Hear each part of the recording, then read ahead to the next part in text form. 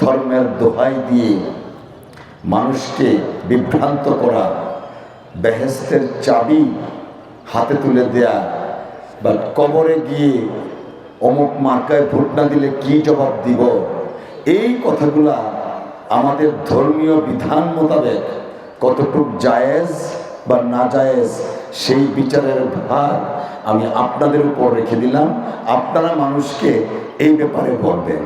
আজকে বাংলাদেশের বর্তমান প্রেক্ষাপটটা কি?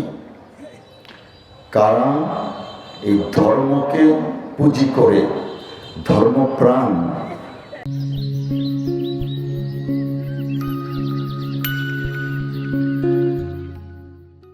মুসলমান ভাই বোনদেরকে বিভ্রান্ত করার চেষ্টা করছে। কারা ধর্মকে নিজেদের স্বার্থে ব্যবহার করে রাজনৈতিক ফায়দা নেওয়ার চেষ্টা করছেন। কারা আল্লাহর বিচারকে, আল্লাহর সিদ্ধান্তকে নিজেদের মতো করে বলছেন যে এই প্রতীকে বা তাদের সমর্থিত দলে ভোট না দিলে বেহেশতের চাবি পাওয়া যাবে না। আমি একজন মুসলমান হিসাবে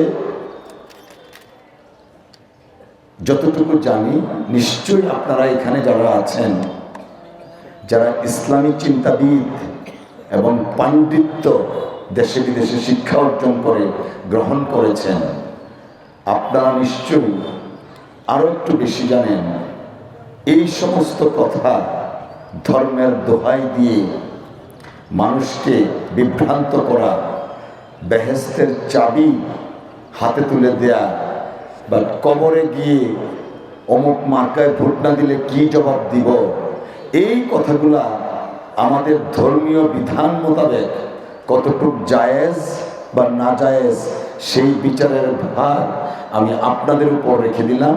আপনারা মানুষকে এই ব্যাপারে বলবেন। বাট আমি একজন প্র্যাকটিসিং মুসলমান হিসাবে যতটুকু বুঝি, তার অবস্থান থেকে আমি অনুরোধ করব, যারা এই সমস্ত কর্মকাণ্ডগুলো করছেন, মানুষকে বিভ্রান্ত করছেন, দয়া করে ক্ষান্ত হন।